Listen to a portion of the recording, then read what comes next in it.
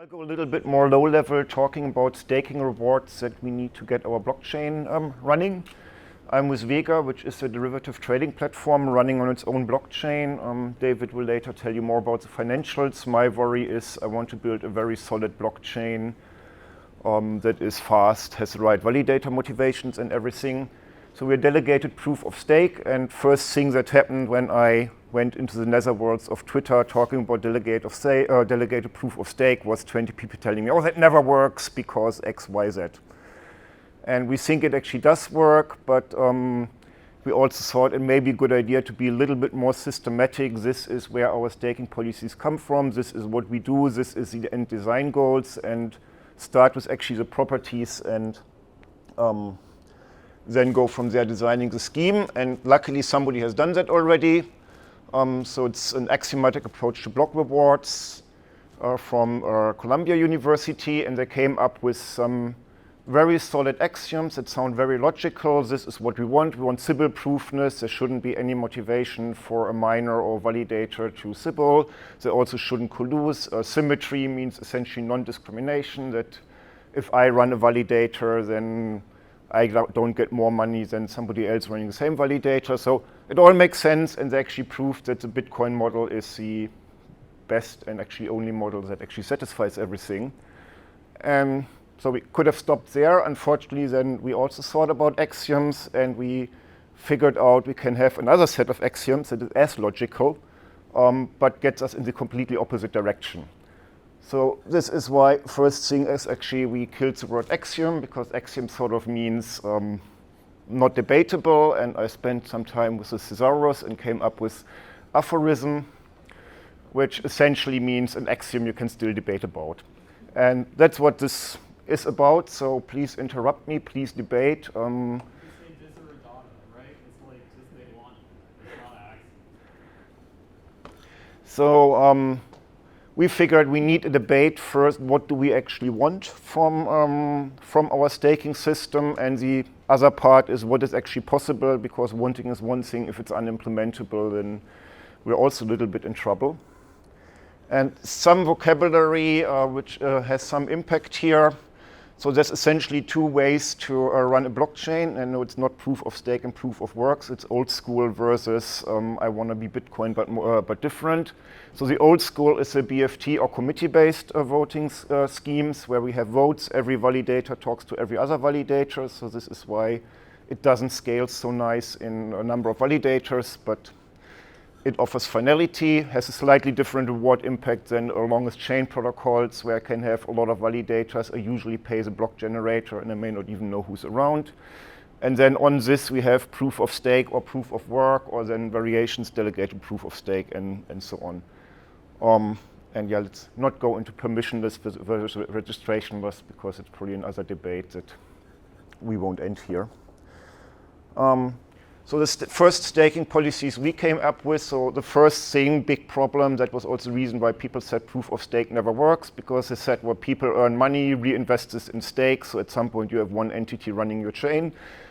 If you look at Bitcoin or also Ethereum, this is partially actually happening.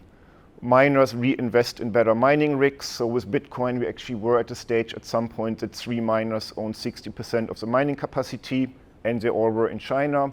So this is something we probably don't want to have. We don't want 1 million validators, but then it turns out 3 of them just run the whole show. On the other hand, for committee-based protocols, we also want non-fragmentation. The problem there is every validator needs to send messages to every other validator. So if I have the long tail of very small validators, then I have a lot of message complexity, which actually doesn't buy me anything. I want stability. So there was another discussion we had in here. If you have a very fragile system where if one validator changes their stake, then everybody else needs to reconfigure to find the optimum. That's probably a bad idea, because then people just keep shifting the stake all the time. So we want some form of things change, but not every second. And preferably my reward is not that dependent on what other people do, so I don't need to permanently watch and adjust. And controlled competition between the validators. We don't want them to kill each other, but we, especially in delegated proof of stake, we always want them to aim for getting a little bit more delegation, because then they try to be nice to the community and good validators. If they're all happy and can't grow anymore, then validators may get lazy. And that actually got us to the first controversy. So we had in the first paper, we want Sybil freeness. Now we say we don't want whales. You can't have both. This is actually a contradiction. If I have a policy that says no validator can get too big, then of course a validator splitting itself into two validators is the perfect strategy to circumvent my policy. So this is one discussion I'd like to have. We have a policy here that Bitcoin is Sybil resilient, but they're essentially Sybil resilient because they don't even try to get the security goal. Our philosophy is Sybil attacks are bad, but I also don't say because somebody can pick the lock of my house, I throw out the lock and put all my valuables on the street. So we would still prefer to say a Sybil attack is possible, but at least if everybody is halfway honest, then by pure economy of scale, we don't end up with 3 validators running the whole show. Yes? Like interjecting the question, is this kind of the same question as collusion? So, like, right, well, like Sybil being... So collusion is, in a way, yes. So in our scheme, if we say we don't want fragmentation, then of course small fragmented validators could collude and make one big validator, which in this case wouldn't be a problem though. If you have a lot of small people that have little stake and they say we work together to have one big one, that's probably not a problem. But it's again, it's 2 axioms or 2 assumptions that are both logical, but you can only have one. So collusion is sort of the opposite of defragmentation. So we have one nice controversy here. We chose for the side on we rather tolerate Sybil attacks than having a natural tendency to whales, but this is where I haven't seen a lot of actual discussion on what we actually want. Second one is so performance. We want to, so for proof of work, that's easy. For proof of stake, you can have lazy validators that don't actually do a lot of work but still cash in. So we need to measure performance of validators and ideally pay them less or even knock them out of the protocol. And the most difficult one and most contradictory one is diversity. Again, Bitcoin not only was at some point run by essentially 3 organizations, but they were all in one country. And that country very thankfully then, rather than saying these racks are all mine now and good luck Bitcoin, just said please leave our country, you're using too much energy. But it could have gone another way. So we also want to enforce diversity or incentivize diversity, that if we have 5 validators in China, then maybe the 6th one is motivated to go to Australia instead. Which of course is a total contradiction to diversity, to symmetry, because we now do treat validators differently depending on where they are. And it gets the other thing where, again, we can debate implementability, because validators can, of course, lie. I can say, yes, I am in Australia, but run my rack in China. Proof of work, it's easy. Proof of stake, a bit harder, because we can make measurements there. But we get the same thing as in non-whaling. We have a policy that we want, but we cannot 100% assure we can actually implement it. It's now possible that validators cheat. Again, we would argue I'd rather have diversity, motivations, and validators having the potential to cheat against it than having a totally legal system where, in the end, everybody ends up in the same cloud provider, because that's the most efficient thing to do. And I've heard of blockchains that did happen, that they were extremely fast and then realized they were extremely fast because all the different validators ended up in the same server rack of the same cloud provider. So this is something we want to fight with this, but again, it gets a problem. We can't really enforce it 100%, and yeah, it violates symmetry, which also would have been a very nice thing. Now the second thing is what we wish for is, of course, one thing that's very nice. What we can implement is a thing that's differently. And we have 2 ways, basically, of implementing our policy. One is hard-coded into the consensus level. So the initial thing like anti-whaling, that was actually is pretty straightforward. you can say once you represent more than 20% of the stake, any other more stake you get just doesn't count. Relatively straightforward to implement, and then all the whales, well, they have to sybil their way out. Other policies are a little bit more complex, and for proof of work, this is actually getting very complicated. Then the other thing we can do is, of course, economic incentives. So again, for anti-whaling, we can say, well, you can have more stake, but you only get paid as if you have 20%. So if you round up more stake, you wasted energy, or we can do both. What we're doing mainly now is economic incentives. So for anti-whaling, it's easy, but for more complex policies, it's pretty difficult to hard code it, and we would have to open up the consensus algorithm and everything. However, there are a couple of issues in the economic incentive. So the first thing we learned is that when we started working with real validators, we thought we understand the business case, but that's not necessarily always the case. Different validators have a very different idea where they get their money. The biggest problem, that's a whole different bag of fleas that we hear about in the keynote, is MEV.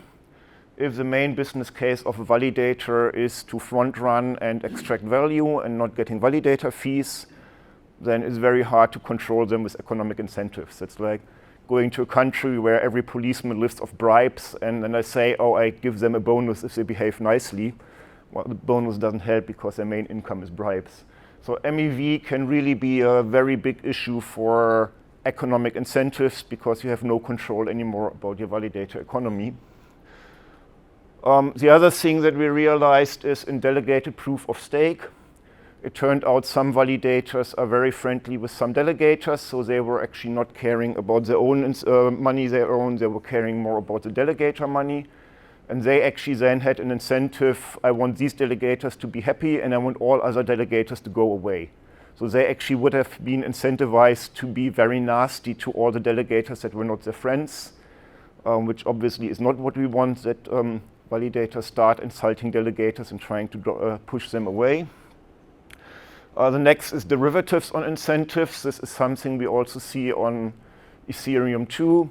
I can now stake my ETH to validators, but that means if that validator gets slashed, I take the hit and not the validator.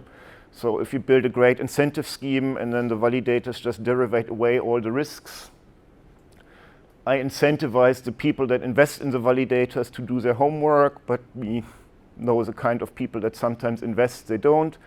So suddenly my entire incentive scheme is gone and the validator can still do whatever they want. Multi-chain validators, we still don't understand what it actually means if I have the same validator on 20 chains, if these chains start interacting. So maybe now on one chain the validator is no longer motivated to be nice because of 19 other chains that it talks to. And yeah, things change, and in the end the last thing with economic incentive is we have one value, which is the money, to encode our entire complex policy, and we do have contradictions there. So for example, we want a validator in Australia, but that means they're slow because they're far away. So they get more money for being far away, but then less money for being slow. So we have two policies in one number, and they sort of contradict here. So the last thing is the hard implementation. And what we can do here, this is actually now a little bit of technology archaeology. That's a paper from 2005, going back to work at the ETH in '98, which is called Generally Adversary Structures. So the most general way we can formulate our policy is by just completely forgetting about stakes and writing down, I want to define every set of validators whose corruption I want to tolerate. And this way I can have a policy like I want 1/3 of the validators plus all validators in any given country plus all validators running a particular operating system to be allowed to fail. So this way, if I have 90% of my validators in one country, if this country fails, I can still tolerate it. So it's a very nice general way to formulate policies. It is surprisingly easy to convert most protocols into this model.